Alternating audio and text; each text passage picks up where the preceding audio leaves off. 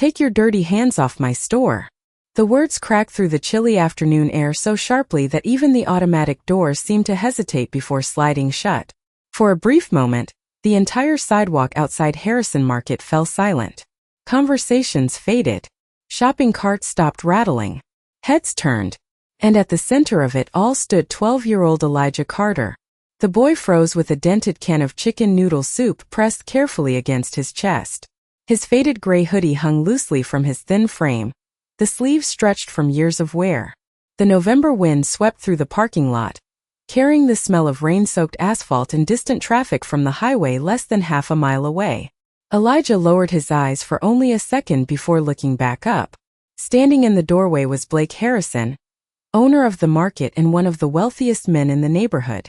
His polished loafers gleamed beneath the store lights. His navy overcoat looked untouched by the weather. Behind him, several customers watched with curiosity. Some exchanged amused glances. Others simply waited to see what would happen next. "I wasn't taking anything, sir," Elijah said quietly. His voice remained calm despite the dozens of eyes now fixed on him. Blake folded his arms. "Then why are you standing out here every week?" A few people chuckled. Elijah glanced toward the far end of the sidewalk. Sitting beneath a bus stop shelter was an elderly man wrapped in a worn blanket. The man's shoulders trembled against the cold. His beard was streaked with gray, and his hands remained tucked beneath the blanket as if he were trying to hold on to whatever warmth remained. Elijah looked back at Blake. "I bought this for him."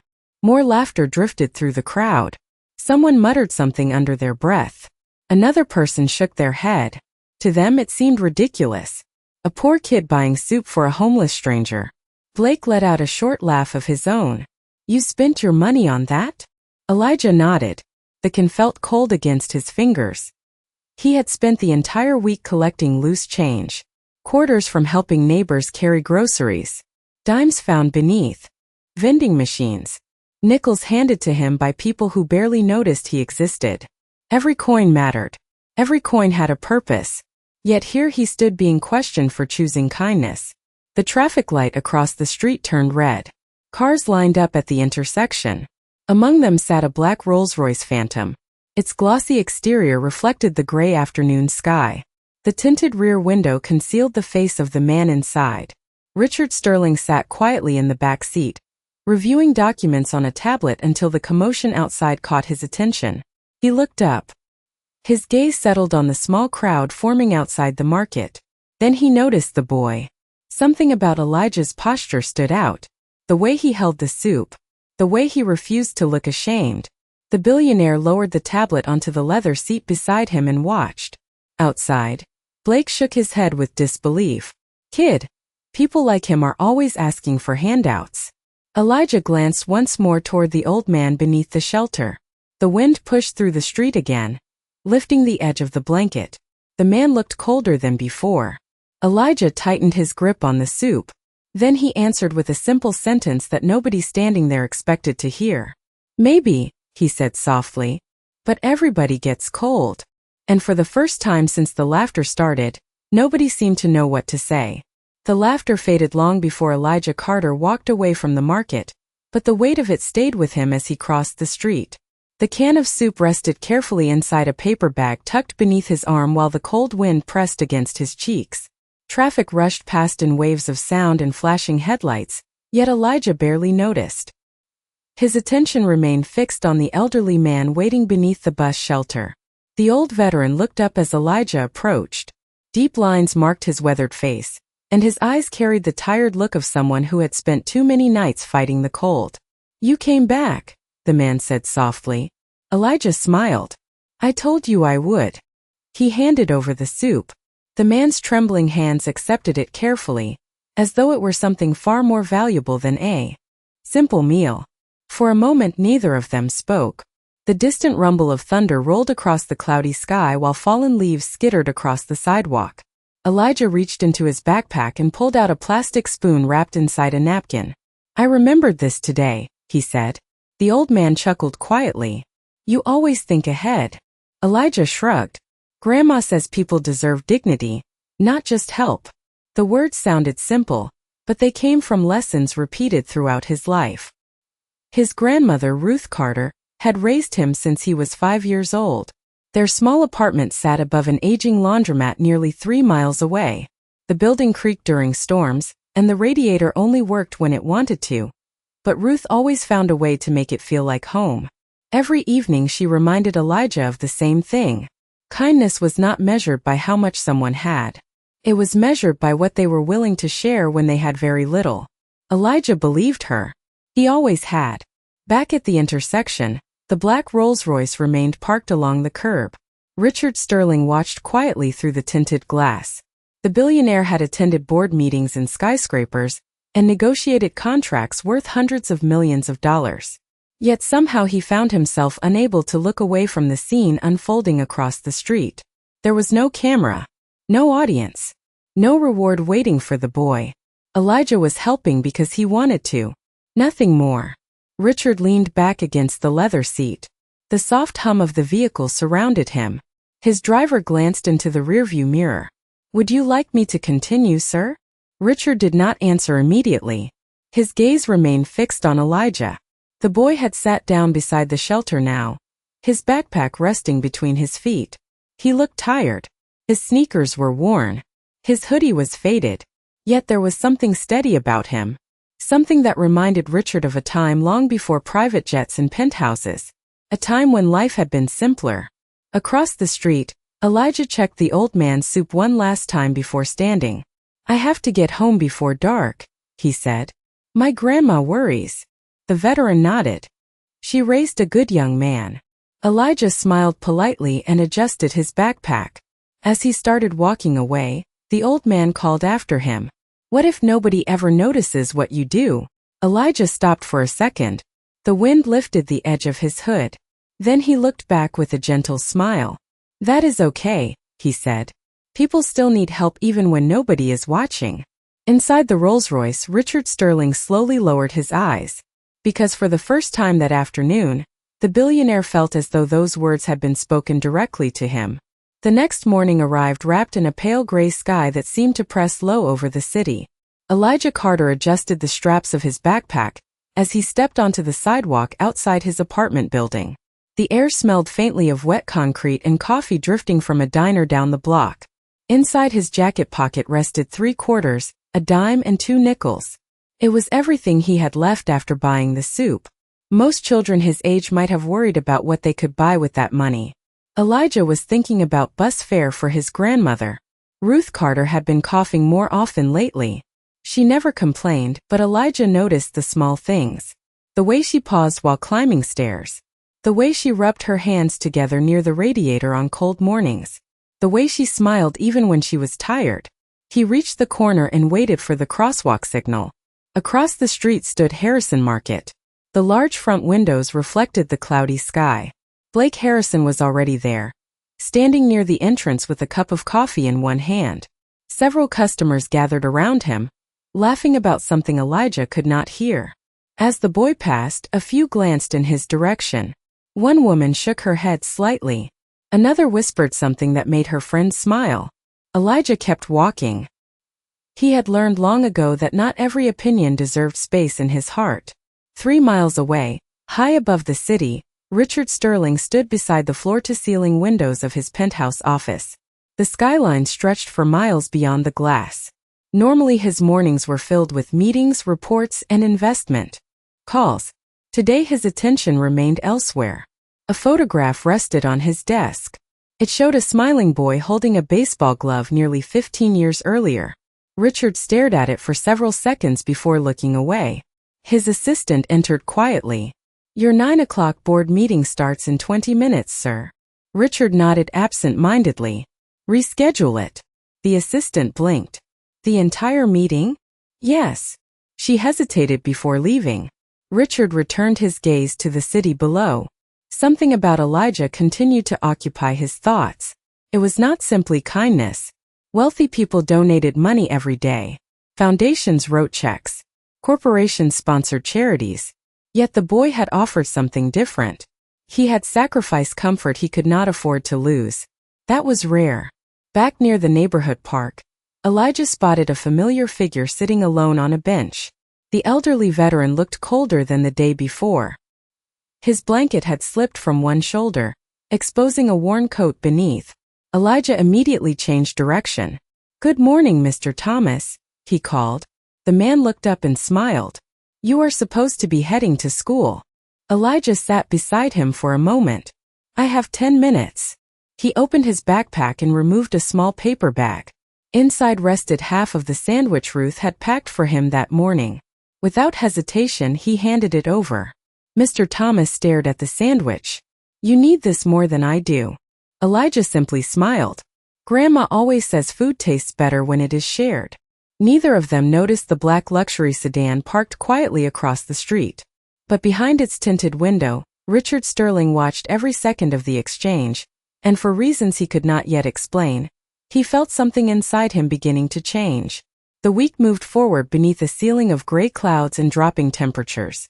By Friday afternoon, the wind cut through the neighborhood like a blade of ice, rattling signs and sending dry leaves spinning across empty parking spaces. School had just ended when Elijah Carter stepped off the bus with his backpack slung over one shoulder.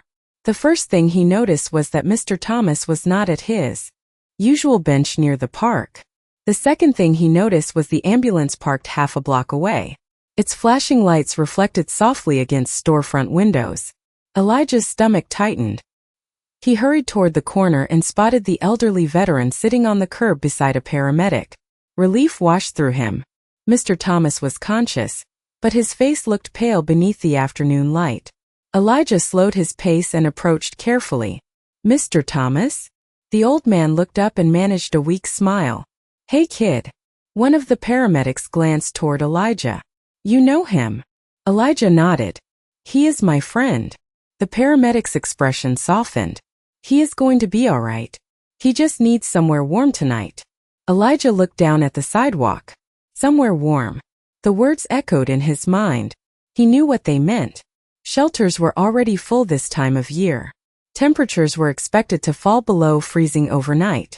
Across the street, Harrison Market buzzed with customers preparing for the weekend. Warm light spilled from the large front windows. People carried bags filled with groceries and holiday decorations. Elijah stared at the building for several seconds before making a decision. He crossed the street and pushed through the glass doors. The smell of fresh bread and coffee filled the air. Blake Harrison stood near the customer service desk reviewing paperwork. Several employees moved around him carrying boxes. Elijah walked directly toward the owner. "Sir," he said politely. Blake looked up. Recognition immediately crossed his face. "You again." Elijah swallowed. "Mr. Thomas needs help." Blake sighed heavily. "What kind of help?" "He needs somewhere warm to stay tonight." A few nearby customers paused to listen. Elijah continued. "There is an empty storage room behind the market. Just for one night. It is supposed to get very cold." Blake stared at him as though he had asked for something impossible. "That room is not a shelter." "I know, sir." "Then the answer is no." The response came quickly and firmly. Silence settled between them. Elijah lowered his eyes briefly before looking back up. "Please." Blake shook his head. "Kid, you need to stop trying to save everyone." The words hung in the air. Several customers nodded in agreement. Others simply watched. Elijah stood quietly for a moment. Then he reached into his pocket and pulled out every coin he had left.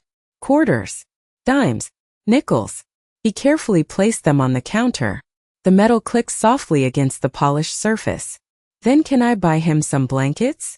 Blake looked down at the small pile of coins. The amount was barely enough to purchase anything meaningful. Yet the boy stood there offering everything he had without hesitation. Outside, a black luxury sedan sat parked across the street. Behind the tinted glass, Richard Sterling watched the entire exchange unfold. And for the first time in many years, the billionaire felt something stronger than curiosity. He felt respect. The coins remained on the counter between Elijah Carter and Blake Harrison like a silent question nobody wanted to answer. The bright overhead lights reflected off the scattered quarters and nickels, making them seem smaller than they already were. Around them, customers pretended to continue shopping, but many had slowed their carts just enough to keep watching. Blake stared at the handful of change and exhaled through his nose. "That is not enough for blankets," he said. Elijah nodded. I know. Then why put it there? For a moment the boy simply looked at the coins. Every one of them had taken effort to earn.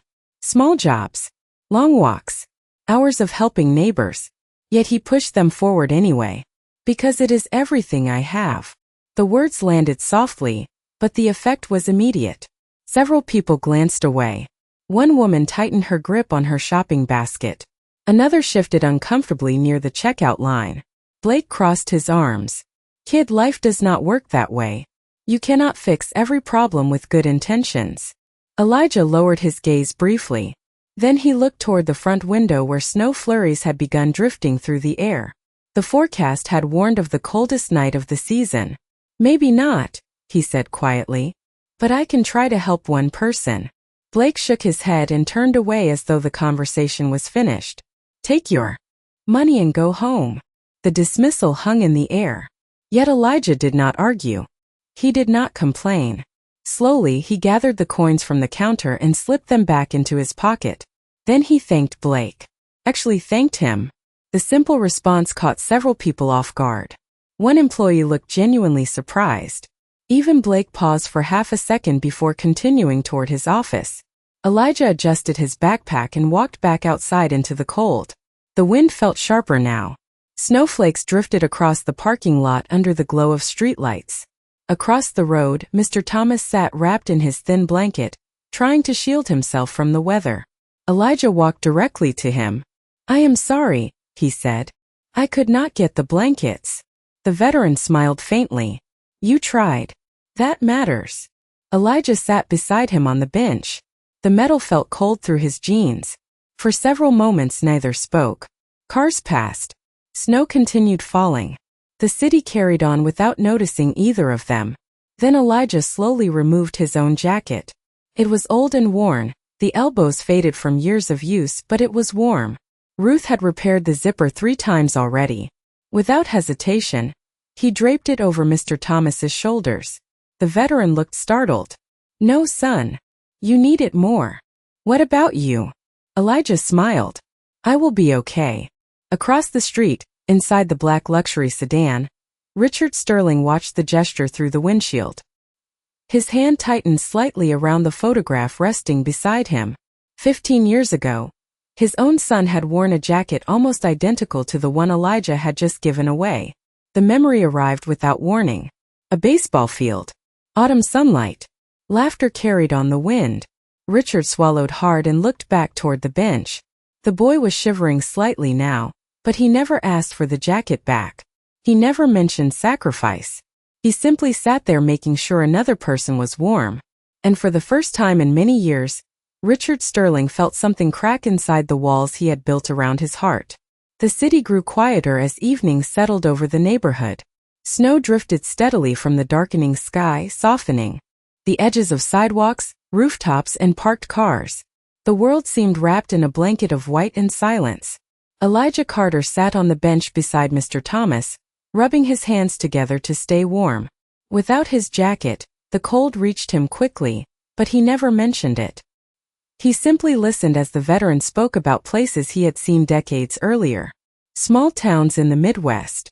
Endless highways stretching beneath summer skies. Fishing docks along the Gulf Coast. Elijah listened carefully, smiling at every story as though each one were a treasure.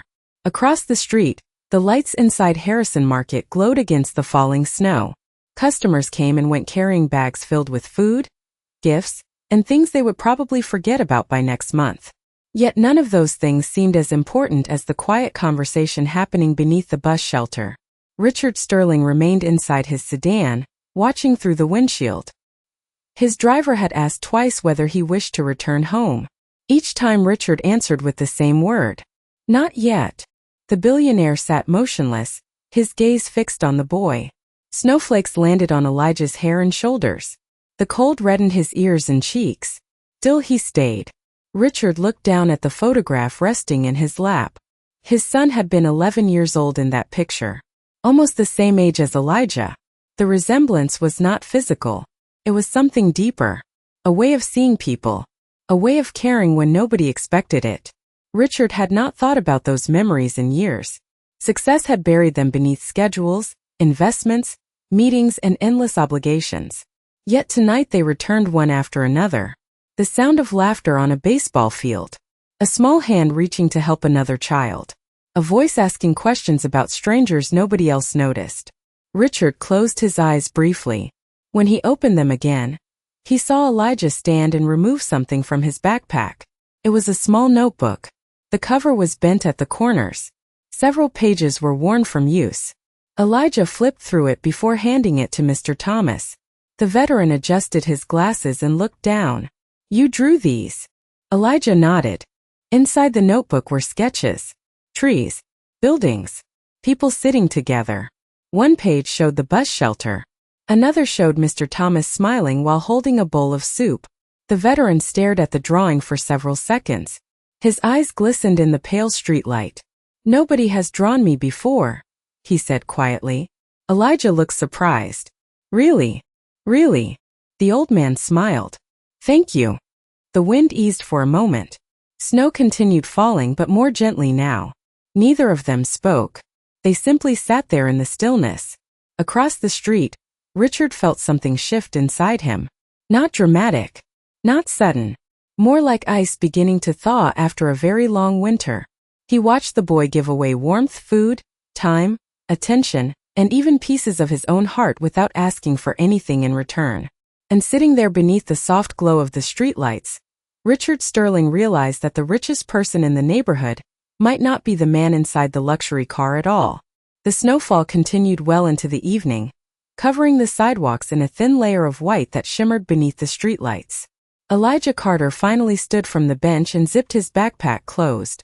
Without his jacket, the cold had settled deep into his bones, but he ignored it. "I should get home," he said. Mr. Thomas nodded. "Your grandmother will be worried." Elijah smiled. "I will come check on you tomorrow." The veteran started to reply, but both men turned at the sound of a car door opening across the street. The black luxury sedan that had been parked there for hours finally came to life. Warm light spilled onto the snow-covered pavement as a tall man stepped out. His charcoal overcoat moved gently in the wind. Polished shoes pressed into the fresh snow. For a moment, neither Elijah nor Mr. Thomas recognized him. Richard Sterling crossed the street slowly, his hands tucked into his coat pockets. The city seemed quieter with every step he took. Traffic noises faded into the distance. Even the wind felt softer somehow. Elijah watched the stranger approach. There was something familiar about him, though he could not immediately place why. Richard stopped a few feet away. Snowflakes landed on his shoulders and dark hair. His eyes moved first to Mr. Thomas and then to Elijah. For several seconds he said nothing. Then his gaze settled on the old jacket draped around the veteran's shoulders. The same jacket Elijah had given away without hesitation. Richard swallowed hard. "That was yours," he said quietly. Elijah glanced at the jacket and shrugged. He needed it. Richard looked away briefly. The simple answer struck him harder than he expected. For years he had listened to presentations about generosity. He had attended charity galas and fundraising dinners where people applauded donations worth millions of dollars. Yet standing here in the snow, he realized he had rarely witnessed sacrifice. Real sacrifice. The kind that came from having little and still choosing to give. "Do you know who I am?" Richard finally asked. Elijah shook his head. "No, sir." Mr. Thomas looked more closely and suddenly straightened. Recognition flashed across his face. "Richard Sterling," he whispered. Elijah's eyes widened slightly. Even he knew the name. Everyone did. The billionaire owned companies whose logos appeared on skyscrapers, stadiums, and television screens across the country. Richard nodded once. "Yes." Elijah seemed unsure what to say. He simply stood there holding the straps of his backpack. Richard reached into his coat pocket and removed the photograph he had carried all evening. The edges were worn from years of handling. He stared at it briefly before handing it to Elijah. The boy looked down. A smiling child stared back from the picture, holding a baseball glove beneath an autumn sky. "That was my son," Richard said softly. "He would have been about your age now." Elijah looked up. Richard's voice remained calm, but something deeper rested beneath it. He used to help people the way you do. Snow drifted silently between them. Richard took a slow breath. I watched you today. I watched everything. And I think you reminded me of something I forgot a long time ago. For the first time all evening, the billionaire smiled. Not the polished smile used in boardrooms or interviews. A real one. Warm and genuine. And standing beneath the falling snow, Elijah had no idea that his life was about to change forever. For several seconds nobody spoke. Snow drifted lazily through the glow of the streetlights while the city continued moving around them, unaware that something important was unfolding beside a simple bus shelter. Elijah carefully handed the photograph back to Richard Sterling. The boy looked down at the image one last time before returning it. He looks kind, Elijah said quietly. Richard accepted the photograph and smiled faintly. He was. The billionaire slipped it back into his coat pocket and glanced toward Mr. Thomas. The elderly veteran sat wrapped in Elijah's jacket, watching the exchange with silent understanding. Richard looked at the worn fabric resting on the man's shoulders. Then he looked back at Elijah. How long have you been helping him? Elijah shrugged. A few months. Why? The answer came without hesitation. Because he was alone. Richard lowered his eyes for a moment. The simplicity of the response struck him once again. No speeches. No complicated explanations. Just compassion. The billionaire turned toward his driver, who had been waiting nearby. Call the Harbor House residents, he said. Tell them we have a guest arriving tonight. The driver nodded immediately. Mr. Thomas blinked with surprise. Harbor House. Richard smiled. Private housing. Warm bed. Hot meals. Medical care if needed.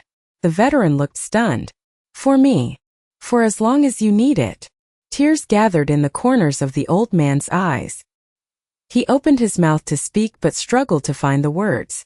Richard gently placed a hand on his shoulder. You do not need to thank me. Then the billionaire turned back toward Elijah. Actually, if anyone deserves thanks tonight, it is him. Elijah immediately shook his head. I did not do anything special. Both men looked at him. Richard let out a soft laugh. That might be the most remarkable thing about you. The following morning, news traveled quickly through the neighborhood. People noticed that Mr. Thomas was no longer sleeping at the bus shelter. They noticed a warm room had been arranged for him. They noticed volunteers arriving with supplies. For others living on the streets nearby. By afternoon, rumors connected everything to Richard Sterling. Cameras appeared. Reporters called. Social media filled with stories. Eventually someone shared security footage from Harrison Market. The video showed Elijah standing at the counter offering every coin he had for blankets. It showed his quiet determination. It showed his kindness. The footage spread faster than anyone expected. 2 days later, Blake Harrison stood alone inside his office watching the video replay on his computer screen. The bright monitor reflected against the window behind him. He watched Elijah place the coins on the counter. He watched himself dismiss the boy. Then he watched Elijah walk away without anger or resentment. The market owner leaned back in his chair and removed his glasses. For the first time he saw the moment through different eyes. Meanwhile, Elijah returned to his normal routine. School. Homework. Helping his grandmother. Visiting Mr. Thomas. Nothing about his behavior changed. When reporters attempted to speak with him, he politely declined. When neighbors praised him, he smiled and thanked them. And when Richard Sterling invited him and Ruth Carter to dinner at his home, Elijah's first question was not about the mansion, the food, or the opportunity. It was something else entirely. Can other people get help too? Richard stared at him for a moment before smiling. Because once again, the boy had reminded him what truly mattered. Spring arrived slowly that year. The snow disappeared from the sidewalks, replaced by patches of green grass and warm afternoon sunlight. Months had passed since the night Elijah Carter gave away his jacket beneath the bus shelter. The neighborhood looked different now. Not because the buildings had changed, but because the people had. On a bright Saturday morning, families gathered in a newly renovated community park, just 2 blocks from Harrison Market. Children chased soccer balls across fresh grass. Elderly residents sat beneath shaded benches. Volunteers served meals from a small pavilion near the center of the park. Above the entrance stood a simple wooden sign. Carter Community Outreach Center. Elijah stared at the sign for a moment before lowering his eyes. He still felt embarrassed whenever people mentioned his name. Ruth Carter smiled beside him and squeezed his shoulder. You should be proud. Elijah shook his head. A lot of people helped. Exactly, Ruth replied. That is the point.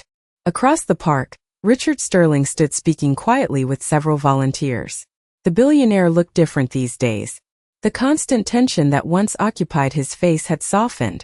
He visited the neighborhood often now. Not for publicity. Not for business. Simply because he wanted to be there. Nearby, Mr. Thomas sat comfortably beneath a large oak tree, healthy and smiling. The color had returned to his face. He no longer worried about where he would sleep each night. As children ran past, he laughed and waved at them. A few yards away, Blake Harrison helped unload boxes of donated food from a delivery truck. The work left sweat on his forehead despite the mild temperature. Months earlier he might have delegated the task to someone else. Now he arrived before sunrise every weekend to help however he could.